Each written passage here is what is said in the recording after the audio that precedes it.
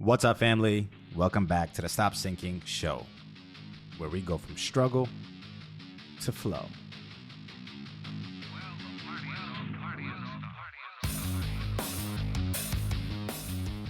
I tell you something that bothers me a lot, increasingly about where we're headed as a society.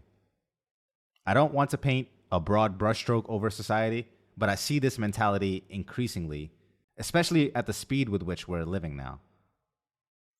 Everyone wants a seat at the table, whether earned or not. They feel entitled because access to information is so easy now.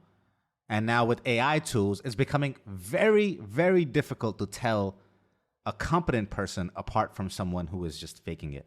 And this is a huge problem for society as AI keeps advancing and access to information keeps becoming more accessible. Now combine that with our natural instinct of hubris, to be proud of what it is that we have learned or know, and you have the recipe for a disaster. Because that hubris and that bit of knowledge is so dangerous. It now fools people to believe that they are competent and that they know as much as they need to know. Even though there may be vast differences between someone else who has invested time with consistency to add depth to their knowledge, people who have gone deeper than the surface, these people are now readily challenged and not seen as the competent ones because of the noise of those that aren't. And I learned this saying from one of my old Caribbean employees. He used to say, an empty drum beats the loudest. Unfortunately, it's the people with the least amount inside of them, least amount of knowledge, everything on the surface only, that beat the loudest, that are the loudest ones that you can hear because they need to compensate. And unfortunately now, on top of this hubris and lack of competency, the ability to have a platform and listening ears on top of that is frighteningly easy. And so that fragmented knowledge now has social proof to believe in its righteousness. We're living in scary times. And my main contention with this, and I'm sure of anyone who actually works at competency and increasing their depth, my main problem more than anything is that it triggers my arrogance. Like, who do you think you are? Everyone wants a seat at the table, but no one shows up enough to the meetings. Everyone wants to commit to things when they're starting out with optimism and excitement. But when it comes to the work, the showing up, the daily grind, the ugly, no one is there to push the car. They just want to be there and be around when it's cruising. And frankly, that pisses me off. And to know that and see that and witness that and still encounter the entitlement that they somehow deserve the rewards for efforts they didn't put in is asinine to me and really brings up strong emotions. It's like this whole entire idea of equity. Everyone receives a medal. Everyone's a champion. But the VIP is still the VIP. He deserves additional acknowledgement for effort. People used to think Kobe was a ball hog, but it wasn't that.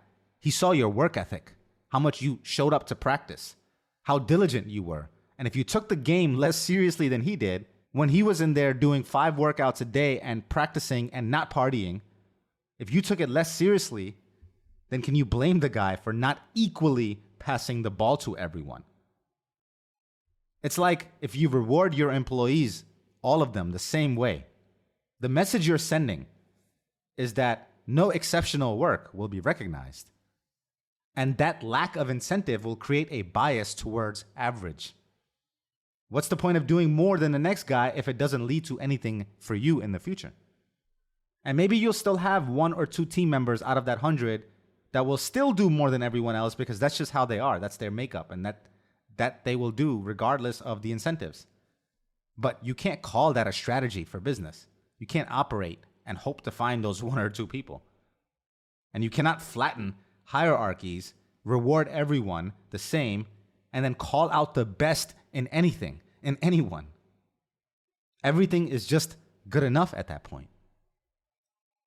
See, as men, we are designed to conquer things. And with so little threat to our survival, with so few things left to conquer, and there's a war against getting rid of the very few things left to conquer.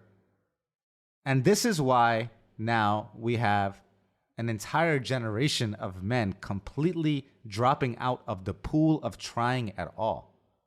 They're comfortably numb with painkillers, porn, and video games because their innate desire, their need to conquer, does not have an arena to play in. And it's either go mad in the discomfort of not being able to satisfy that need or just numb yourself out. And on top of that, they still feel entitled to the life and respect of their forefathers without doing the tough labor to have earned it. So you want my respect? You want anyone's respect? Respect yourself first. Show up first and foremost. Then show up consistently. Then show up better for yourself so you have respect for yourself. And if I could tell you how many times I've heard people tell me in conversation that they want a body like this person or that person, or they want a life like this person, or want the success that this another person has. If I could tell you how many times I've heard this, they talk about it like they're shopping. Like they can easily add to cart and have that body, have that life, that success. They do it because talking about something can give you the same dopamine release like actually achieving it. And I myself have to be careful about this, being super verbal. So it fools you. Talking about something fools you. It's another form of numbness, away from actually striving and reaching for the thing. All that talking gets you no closer to that in life, to that respect you want so bad. Only competence does that. Only showing up daily does that.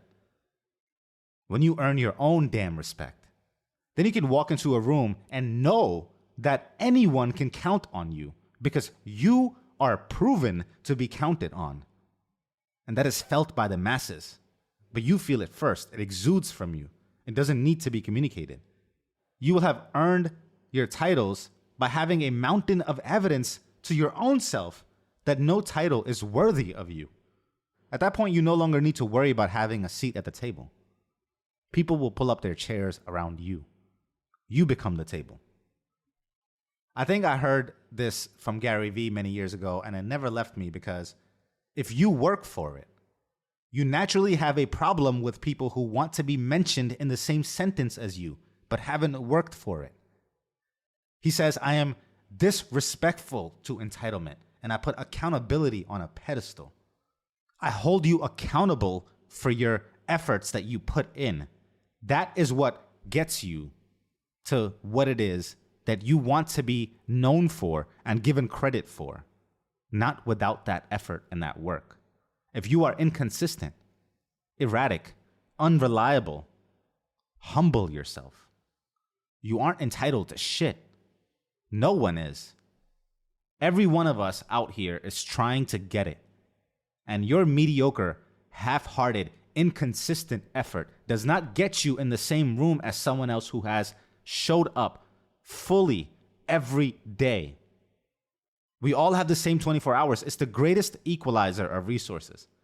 Don't tell me about how your probably valid excuses get you out of the work you need to put in, but somehow still get you to imagine yourself as more than you are. Show up every day for a decade. Grind when no one is watching. Where the only praise that matters is present is yours. And once you have put in that work, then pull up a chair and open your mouth. I love you, family. See you on the next show. Stay true, always.